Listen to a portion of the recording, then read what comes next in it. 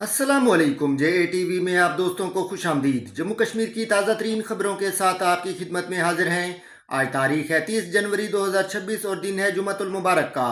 सबसे पहले हम रोशनी डालेंगे जम्मू कश्मीर की अहम तरीन खबरों पर। मरकजी बजट 2026 और 2027 में मरकज से जम्मू कश्मीर के लिए खसूसी सनती पैकेज की तवक्को। बेरोजगारी चैलेंज है, सरकारी नौकरियां हाल नहीं हैं। कारोबारी माहौल मजबूत बनाने के लिए पुरअज़्म हैं। वजीर आला का सालाना स्टार्टअप मेला से खिताब। अगर जम्मू कश्मीर भारत का अटूट हिस्सा है तो मुल्क में कश्मीरी गैर महफूज क्यों? कश्मीरियों पर हमलों का सिलसिला नाकाबिल कबूल है।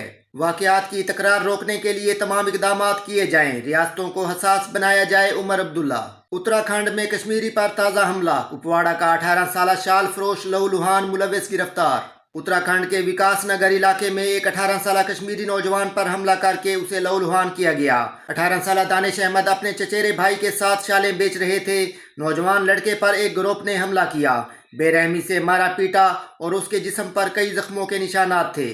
दोस्तों, आखिरकार बजट पर एक सस्पेंस तो खत्म हो चुका है कि 1 फरवरी को ही आएगा बजट, क्योंकि इस बार एक्चुअली 1 फरवरी को संडे यानी रविवार मिल रहा है। इसलिए इस बात की चर्चा थी कि आखिर रविवार को सरकार बजट पेश करेगी या नहीं। तो फाइनली राष्ट्रपति की मंजूरी मिल चुकी है। संसद का बजट सत्र 28 जनवरी से शुरू होगा। 2 चरणों में चलेगी सदन की कार्यवाही और इतिहास में पहली बार रविवार को पेश होगा आम बजट। सरकार ने ऑफिशियली तारीखों का ऐलान भी कर दिया है। ऐसे में अब सबसे बड़ा सवाल ये है कि आने वाले बजट 2026 में आम आदमी को क्या क्या मिल सकता है। इनकम टैक्स से लेकर प्राइवेट नौकरी करने वालों तक आखिर बजट में किन बड़ी घोषणाओं की उम्मीद इस बार भी बरकरार है। क्या बजट में आम आदमी की बचत बढ़ाने वाले भी कुछ ऐलान किए जाएंगे? तो चलिए दोस्तों, देखते हैं आज के इस वीडियो में बजट 2026 की 10 बड़ी संभावित घोषणाएं। सबसे पहला अपडेट देखिए, कस्टम्स में बड़े बदलाव की तैयारी कर रही है सरकार। बजट 2026 में बड़ी राहत मिल सकती है। FM यानी फाइनेंस मिनिस्टर निर्मला सीतारमण की तरफ से संकेत दिया गया है कि इस बार के बजट में कस्टम विभाग कई सारे नियमों को आसान बनाने जा रहा, जिससे कि हमारे देश के एक्सपोर्ट वगैरह को बढ़ावा मिलेगा और इंपोर्ट एक्सपोर्ट का काम करने वाले कारोबारियों को भी राहत मिलेगी। और वहीं एक अपडेट ये है दोस्तों कि क्या बजट 2026 में क्रिप्टो करेंसी को लेकर भी सरकार बड़ी घोषणाएं कर सकती है। इथेरियम, बिटकॉइन वगैरह इस तरह की क्रिप्टो करेंसी के मार्केट को रेगुलेट करने का भी सरकार प्लान कर रही है। तो दोस्तों, मनी कंट्रोल की रिपोर्ट के मुताबिक अब बजट 2026 में क्रिप्टो कम्युनिटी को राहत की उम्मीद मिल सकती है। माना जा रहा है कि सरकार क्रिप्टो टैक्स और नियमों में बदलाव कर सकती है ताकि क्रिप्टो निवेश बढ़े।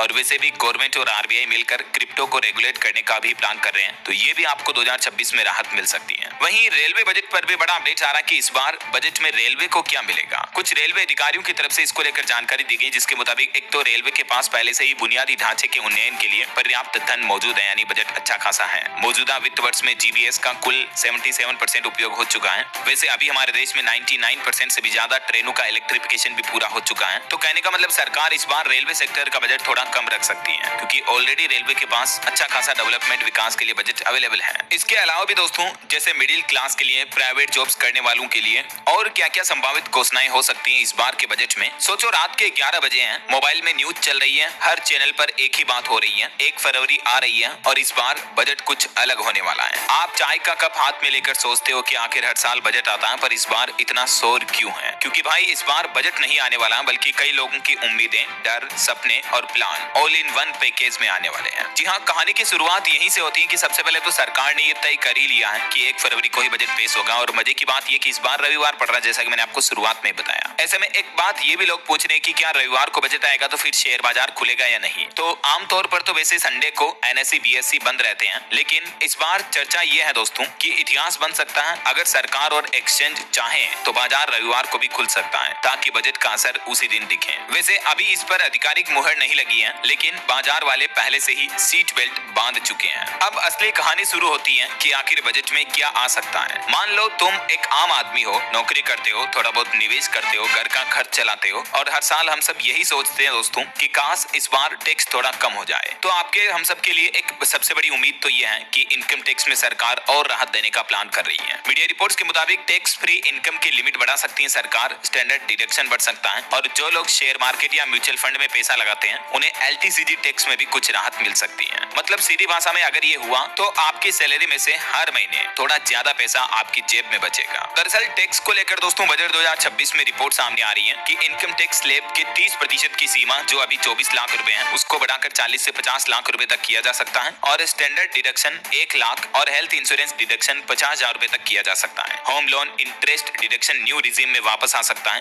जिसकी लिमिट 3 से 5 लाख रुपए तक रखी जा सकती है। वहीं टैक्स से संबंधित कैपिटल गेन पर भी निवेशकों की मांग पूरी की जा सकती है। वित्त मंत्री निर्मला सीतारमण ये भी घोषणा कर सकती हैं क्योंकि बजट पूर्व जो अर्थशास्त्रियों के साथ मीटिंग हुई उसमें भी इन मुद्दों को लेकर चर्चा हुई। ये देख सकते हैं आप कैपिटल गेन टैक्स को लेकर अभी क्या व्यवस्था है और आने वाले बजट 2026 में ये संभावित बदलाव घोषणाएं आपको देखने को मिल सकती है। और इसके साथ ही सीनियर सिटीजन्स को भी टैक्स में राहत मिल सकती है। LTCG की टैक्स फ्री लिमिट भी बढ़ाई जा सकती है। टैक्स में राहत मिल सकती है। LTCG की टैक्स फ्री लिमिट भी बढ़ाई जा सकती है। ऐसा अच्छा अब देखते हैं फैक्ट्री और नौकरी कर्मचारियों के लिए बजट में क्या कुछ प्लान किए जा रहे हैं, क्योंकि आपको पता होगा पिछले कई सालों से सरकार का ये सपना है कि चीन की निर्भरता कम हो और भारत ज्यादा से ज्यादा आत्मनिर्भर बने, राइट। इसीलिए बजट में करीब 23,000 करोड़ रुपए का राहत पैकेज भी दिया जा सकता है मैन्युफैक्चरिंग सेक्टर के लिए। मतलब नई फैक्ट्रियां बनेगी, नए प्लांट लगेंगे, नई मशीनें और साथ में इन सब से पैदा होगी नई नौकरियां। तो अगर सरकार का ये प्लान सही से चला तो आने वाले सालों में कई युवाओं को काम मिल सकता है। जो हमारे देश की एक बड़ी समस्या है बेरोजगारी, तो उससे राहत मिलेगी, ज्यादा से ज्यादा रोजगार क्रिएट होंगे, कई छोटे और शहरों में भी बड़े बड़े उद्योग काम धंधे लग सकते हैं। इसके साथ ही अब एक और दर्द की बात आती है कस्टम ड्यूटी और आयात। वैसे कई सारी कंपनियों की ये शिकायत होती है दोस्तों कि कच्चा माल मंगाना महंगा पड़ता है क्योंकि कस्टम ड्यूटी इंपोर्ट ड्यूटी वगैरह बहुत ज्यादा होती है, प्रोसेस बहुत उलझा हुआ है। इसलिए सरकार बजट में प्लान कर रही है कस्टम ड्यूटी को आसान करने और पुराने झगड़ों पर एक तरह की माफी योजना MST स्कीम लाने की भी चर्चा की जा रही है। तो अगर ऐसा हुआ तो इंपोर्ट एक्सपोर्ट का बिजनेस करने वालों को भी लिए भी राहत मिलेगी, जो मैंने आपको बताया। इससे हमारे मार्केट में कुछ थोड़ी बहुत चीजें सस्ती भी हो सकती है, तो महंगाई से भी राहत मिल सकती है। उसका बायां बाजू फ्रैक्चर हो गया है और लोहे की सुलाखों से मारे जाने के बाद उसके सर पर शदीद चोटें आई हैं। नायब वजीर आला का बर्फबारी के बाद की सूरत हाल का जायजा, बिजली की फौरी बहाली हो,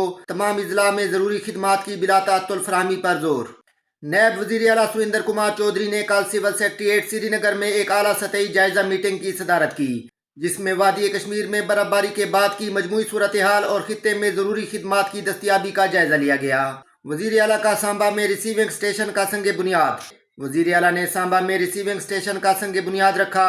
ठंडी खुई में बस अड्डे का इफ्तिताह। देही जमीन मालकान के लिए बजट में रिलीफ का मुतालबा। ज़रई इस्लाहात एक्ट की दिफात 6 और 12 खत्म करें। साबिक वजीर और भारतीय जनता पार्टी के सीनियर रहनुमा सिखिंदन चौधरी ने बुध के रोज ज़रई इस्लाहात एक्ट की दिफात 6 और 12 को मनसूख करने का मुतालबा किया है। साबिक वजीर और भारतीय जनता पार्टी के सीनियर रहनुमा सिखिंदन चौधरी ने बुध के रोज ज़रई इस्लाहात एक्ट की दिफात 6 और 12 को मनसूख करने का मुतालबा किया है। उन्होंने कहा है कि 1976 में शेख अब्दुल्ला की क़यादत वाली हुकूमत के दौर में मुतारिफ कराई गई ये दिफात जम्मू कश्मीर में देही जमीन मालकान के लिए एक बड़ी रुकावट बन चुकी हैं। उन्होंने कहा है कि 1976 में शेख अब्दुल्ला की क़यादत वाली हुकूमत के दौर में मुतारिफ कराई गई ये दिफात जम्मू कश्मीर में देही जमीन मालकान के लिए एक बड़ी रुकावट बन चुकी हैं। मरकजी बजट से कबल बीजेपी की बेदारी मुहिम का खाका तैयार। जम्मू कश्मीर भारतीय जनता पार्टी ने त्रिकोटा नगर जम्मू में वाक़िया पार्टी हेडक्वार्टर में सीनियर क़यादत का एक इजलास मुनाकिद किया, जिसमें नई दिल्ली में पेश किए जाने वाले मरकजी बजट से कबल वसी हिकमत अमली तरतीब दी गई। जम्मू कश्मीर भारतीय जनता पार्टी ने त्रिकोटा नगर जम्मू में वाक़िया पार्टी हेडक्वार्टर में सीनियर क़यादत का एक इजलास मुनाकिद किया, जिसमें नई दिल्ली में पेश किए जाने वाले मरकजी बजट से कबल वसी हिकमत अमली तरतीब दी गई। वादी में शदीद शबाना ठंड। कश्मीर सर्दी की लपेट में है क्योंकि ज़्यादातर मकामात पर रात का दर्जा हरारत नुक्ता इंजमात से कई डिग्री नीचे रहा। दोस्तों ये थी आज की ताज़ा तरीन खबरें। मज़ीद ऐसी वीडियोज़ को देखने के लिए हमारे चैनल को सब्सक्राइब करें। वीडियो को देखने का बहुत शुक्रिया। अल्लाह हाफिज़।